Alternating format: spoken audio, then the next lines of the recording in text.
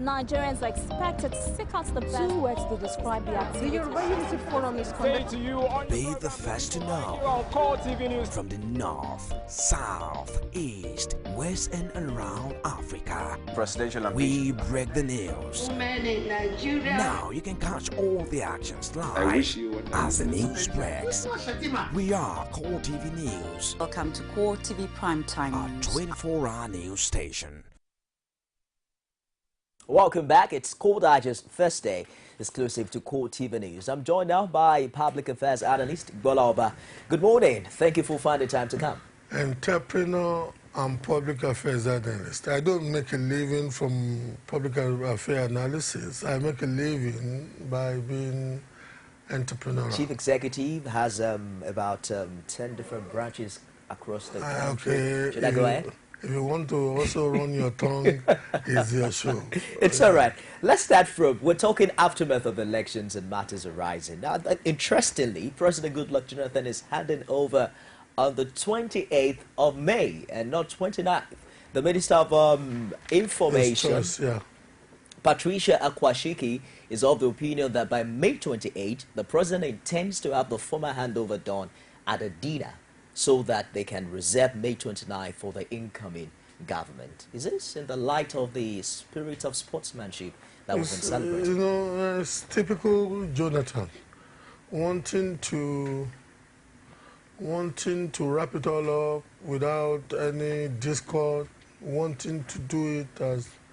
It does look, if you really look at it, it does look that the man is also tired, emotionally tired of the demanding responsibilities of the office, number one. Number two, I think that decision is also very consistent with the fact that it didn't even take him too much of a wink of an eye to say, you know, congratulations to his opponents when ordinarily in some other circumstances he could have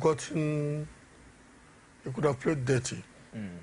So nothing is too surprising for me from that decision. It's all right. Let's also begin to look at how all of these would turn out. For instance, elections are still inconclusive in places like Imo, Abia, and Taraba. And INEC is saying, INEC already fixed 25th of this month for supplementary elections in Imo State. Let's look at the possibilities, the expectations, given the fact that now, indeed, we have just 3 states, we have enough security operatives to go around, and of course, probably an improvement from INEC. What are your expectations for these supplementary elections? Like all the past supplementary elections we've had, especially in electorally volatile states like Imo. Imo is peculiar.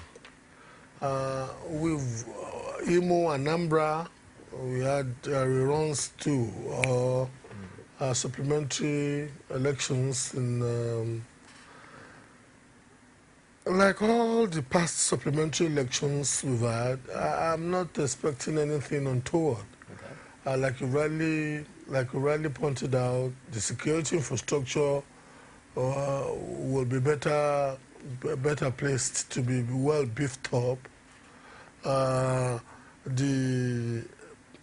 number of electoral officers ad hoc and permanent to work on those elections will also be better placed to be well beefed up, and they usually come out better managed than the substantive elections. So let's wait and see how this one's.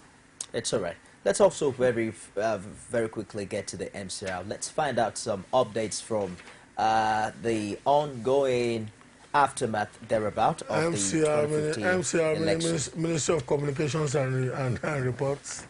Coded language on the broadcasting for you. You don't want your viewers to know, because I think professionalism these days is defined by the level of transparency with which you engage your viewers. It's all right.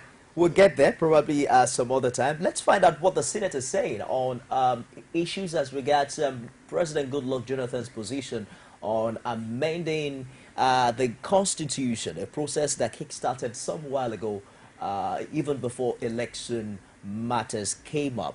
For instance, the Senate has called a meeting of its Constitution Review Committee to deliberate on President Jonathan's decision to reject the amendment. At least one senator also raised a point of order, as well as insisting that issues raised by the president needed to be discussed at plenary. Senate President David Mark agreed of the need to deliberate on it, but noted that all the senators need to go through the 7-page letter before taking a stand. Issues have been raised by the President and Commander-in-Chief of the Armed Forces of the Federal Republic of Nigeria in the letter you just read.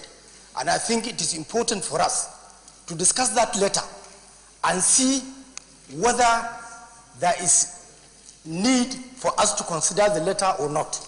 I think he has raised very serious fundamental issues, especially in terms of our functions as lawmakers and in terms of also his own position as the Chief Executive Officer of the Federal Republic of Nigeria. The first reaction is for me to make copies available to everybody. And then they go and you study it. And if you notice, there is an announcement also by the Constitutional Review Committee that they are going to meet. So that will straight away go to them. I agree with you that weighty issues have been raised. It's a peculiar case, so everybody will be involved. So what are the issues really all about? It was stated that President Goodluck Jonathan has given 12 reasons why he decided to withhold assent to the recent constitution amendment made by the National Assembly. He offered his reasons in separate letters sent to the two chambers and read by the leadership of the legislative houses. President Jonathan argued in the letter that the alteration of some sections of this constitution was also not supported by 4/5 majority of the two chambers and not less than 2/3 of the State House of Assembly. Senate President David Mark and Speaker Aminu Tambuwal represented the president's position at separate sessions. Examine the substance of the provisions and the procedure adopted by the National Assembly to pass the Act and wish to observe as follows. A. Section 4, alteration of Section 9. Section 4 of the 4th Alteration Act 2015 seeks to alter Section 9 of the 1999 Constitution by the insertion of a new Section 3A, which dispenses with the assent of the President in the process of constitutional amendment. However, this alteration can only be valid if the proposal was supported by the votes of not less than 4/5 majority of all the members of each House of the National Assembly and approved by a resolution of the Houses of Assembly of not less than 2/3 of all the states as provided by Section 9(3) of the 1999 Constitution. This is a fundamental requirement of the Constitution, and in the absence of credible evidence that this requirement was met in the votes and proceedings of the National Assembly, it would be unconstitutional for me to assent to this bill. In light of the above, I am of the respectful view that I should withhold assent until it can be shown that the National Assembly has complied with the threshold specified in Section 9(3) of the 1999 Constitution. Our Speaker of the House of Representatives, Aminu Tambuwal, reading out Mr. President's position as regards while he would not assent to the jobs done by the National Assembly as regards amending the Constitution. Well, it's obvious that Mr. President is treading cautiously here, given reasons of the rule of law. But have you really identified any difference between the amendment of the Constitution by the National Assembly and the resolution made at the National Confab? You are conflating two totally different issues. Both of them, no doubt, are amendments to the Constitution. What are your thoughts as regards that? You are conflating, and I'm repeating myself, and I'm not playing this time around. We have to be very careful because of our viewers. Two totally different issues. The amendments to the Constitution that the President has refused to put his assent to amendments to the provisions, some provisions of the 1999 Constitution. Typical example is that the office of the Attorney General should be separated from that. There should be a distinction between the office of the Attorney General and what's the second title of the Attorney General now? The Chief Judge? No. The Chief Judge is the head of the judicial. In Nigeria's executive arm of government, the Chief Officer of Law is the Attorney General and just had this thing now. But the two responsibilities can be conflated sometimes, and politics can take over professionalism sometimes. You know, so what the amendment that has been rightfully rejected by the president now is doing is that, you know what, he does not have a problem. The Minister of Justice and the Attorney General of the Federation, the office of the Minister of Justice is a political appointment. The Attorney General is a professional title. That is why only a lawyer occupies that office. Now, we have discovered historically that many a times the Minister of Justice functions in such a way that his partisan disposition overrules his professional judgment. That is why, let me give you a very brazen example. At a point, Senator Omishore was being prosecuted for allegedly being the mastermind behind the death of Bola Ige. But when the government that was prosecuting him fell to the government that was consistent, you know, in partisan coloration with the party that he belonged to then, what happened? The Commissioner for Justice and Attorney General of Oyo State argued a nolle prosequi. A nolle prosequi means, you know what, we have just decided of our own reasoning without being accountable to anybody. We don't want to prosecute this guy anymore. And people rightfully said then that that decision and that line of submission was instructed by partisan coloration. Now, in this amendment, they are trying to separate the office of the Minister of Justice from the Attorney General. One of the amendments. However, the reason that was also one of the recommendations, one of the 630-something recommendations of the National Conference. But you know what? It was not because it was recommended by the National Conference that they picked it.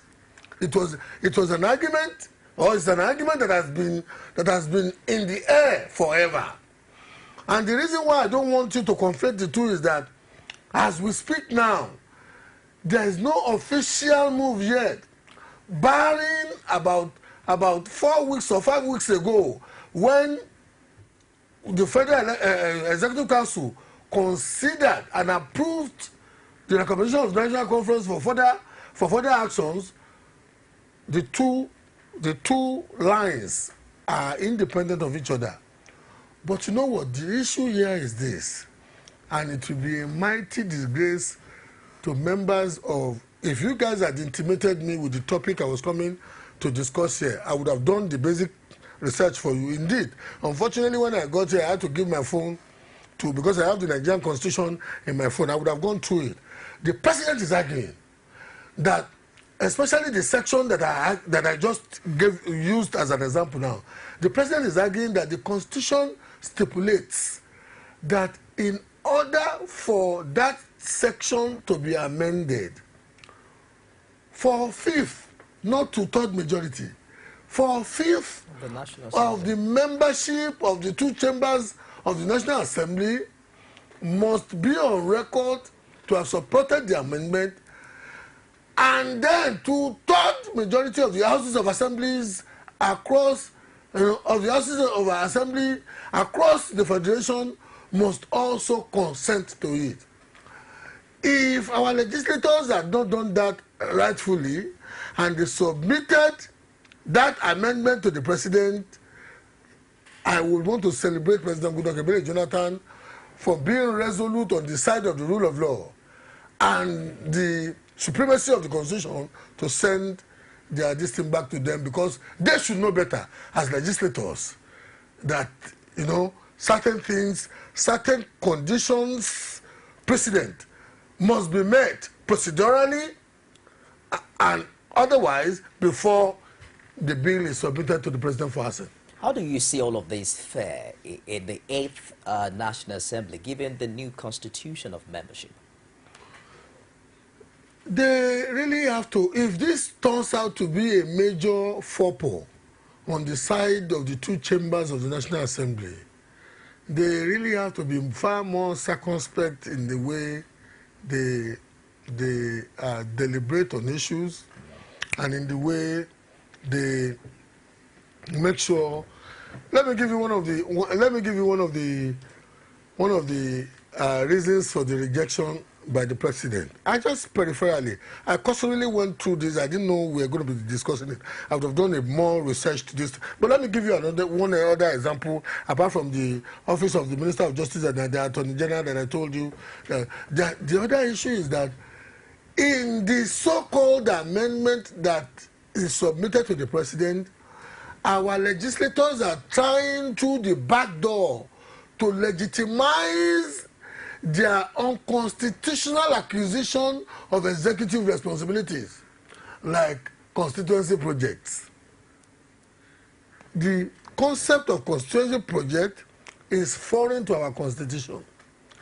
A president who wanted to be manipulative of the National Assembly introduced it. We have seen that subsequent to the introduction of that extra-constitutional phenomenon, we have seen the utter abuses of it. Now, amongst the amendments that this 7th Assembly, amongst the constitutional amendment that they are trying to get the president's assent on, is the legitimization of that strange constitutional phenomenon, and something that helps to over-enrich them illegitimately, for which their electors or their constituents don't get much benefit. So I think you really have to pick a day for this very interesting development. Get some of the respected lawyers who are your contributors there, and get a political, opinion analysts like myself to sit down, because issues, there are so many issues of interest in this. As the state gets clearer now, for the incoming administration, many are beginning to talk about the role or perhaps the sacrifice that the members of the National Assembly have to make for this new dispensation. Yesterday, on the front pages of the papers, we heard the president-elect talking about cutting down on pensions received by ex-governors. There are lots of people who are beginning to talk about the possibility of cutting down on the expenses of governance or of the government, especially in the area of what they call their take-home packages. Do you see that as indeed a way forward at this crucial time? One of the things that will characterize the success or failure of Buhari's government's fight against corruption will be addressing the outrageous, outlandish, indeed utterly abusive remunerative package of members of our legislatures. in members of the legislature at the national and state levels. Look, thank God General Buhari mentioned the issue of the severance packages that governors, that governors through imbecilic state legislatures have been packaging for themselves. It's outrageous.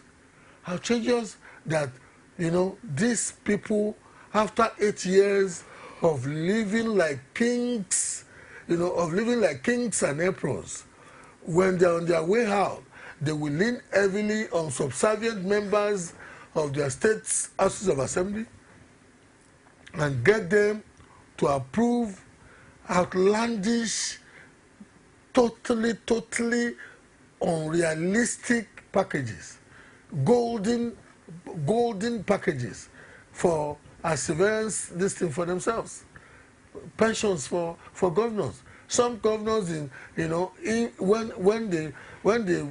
when ordinary pensioners cannot get their basic stipends, some governors live on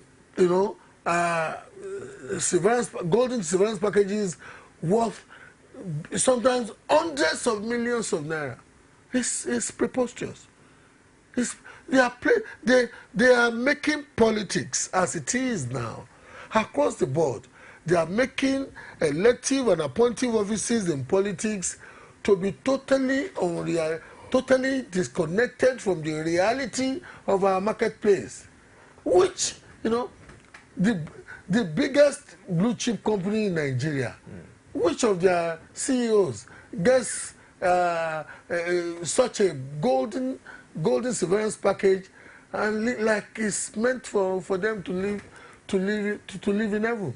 It's preposterous. The idea we've had in the past is how they call them the cabals, how to break through some of these highly built structures. Do you see the possibility, given the multiplicity of interest and the merger that brought Buhari to power? Look, I am one who believes that it's only chief executive officers of states and the national government who don't want to do something that pretends that one cabal is not in this thing. The office of the president of Nigeria, short of making a woman a man or turning a man to a woman, is the next most powerful office I know, after a God whose office I don't know where it's located. I just know it's in the heaven. The Nigerian president is so powerful that even his winking, if he winks in the direction of something, he should get it. Why are we celebrating the fact that we have a president for the first time in our political history who lost an election and conceded? The world, in fact, our capital market reacted positively for the first time in my life, and I'm not too young a man. For the first time in my life, I saw the naira appreciating against the dollar dramatically. The naira appreciated almost 20-something naira against the dollar. The international community was celebrating Nigeria. Fitch, most international rating this thing, they reviewed Nigeria positively. You don't know why? Because they know that even if you have the most imbecilic, the most cowardly person on the face of the earth occupying that office, that person, given what he could use that power to do, short of turning a man to a woman or turning a woman to a man, can do and undo. When I hear cabal, when you have strategic, when you have president of Nigeria, then some cabal are chasing him, or some cabal, it's because he doesn't have an agenda for change. He doesn't want to change, or he himself has been so brought into the debt that he can seldom punch those with which he plays ball with. So that's it. If somebody who is determined to have a change occupies that office, you'll be surprised the celerity at which change will manifest. Let me get to the phone line and see if we can get this through. Hello, good morning. Good morning. What's your name and where are you calling from? Okay, keep trying. I understand that we'll have quite a number of people trying to contribute on the show. When your call is acknowledged, please turn down the volume of your TV set so that we can hear you clearly. Before we get to other issues, across the states, there's this very prominent discussion also as we got the level of defection into the APC. And even before we talk about defection, the fact that there are so many people, who have invested into the change and the success of the APC at this time. At one hand are the myriad challenges of governing a country as great as Nigeria. At the other hand is also settling this multiplicity of interest. Do you see a leadership that has the capacity of doing both together? It is really imperative at this juncture that the General, Muhammadu Buhari, takes time off to go reclusively think through what he wants to achieve, especially his legacy ultimately when he leaves power. Because at the end of the day, he's going to take the glory or take the opprobrium if he succeeds or if he fails. Am I making a point? That's right. So the buck stops on his table. There may be 1,001 interests, as it were, that helped to bring about the success of his his success, his electoral success. But if he does not work on the side of principle, if he does not work on the side of rewarding the faith of the people in him, it will be a stigma to carry. Just a minute, brother. We seem to have a caller here. Hello, good morning. What's your name? Yeah, this is Emeka calling from Animation. All right, Emeka, welcome to Call Digest. Please go ahead with your contribution. Good morning to just Good morning, sir. Actually, I want to that gentleman, you can like me and analyze this. I want you to educate me on this emotion. Hello, Emeka, are you there? I'm not saying it is the extra act that in the registered voter that will follow or the number of people that are registered because according to what they told us, 127 is the total register of people in the area. And now I know that the people that have PVC, there is no how they will be up to 127. What I'm saying is that Okorocha is leading with about 700,000. So how are they going to do it? How is it going to play out? Because for the other people that does not know, is it that because I know that the people that have PVC will not be up to 70,000 or 80,000 or let's say 100,000. And the 100,000, when they go to the vote, there is no Okorocha will not still get like 10,000. Let's assume that or 20,000. So what happens? Because what I'm saying is they ought to have declared Okorocha as the winner. So please, they should stop deceiving us. I want that man to educate me on that. And for others who are watching us, please. Thank you.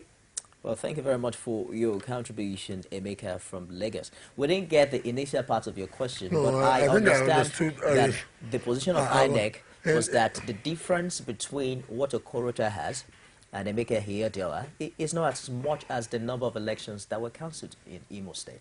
No, you're getting it wrong. You are getting. So that was the position of INEC. No, that's not the position of INEC. Okay, tell me the what position of INEC. The position of INEC is that the difference between the figures with which Okorocha, the front runner, is leading the person who is second to him, Ehediola, is about 70-something thousand votes.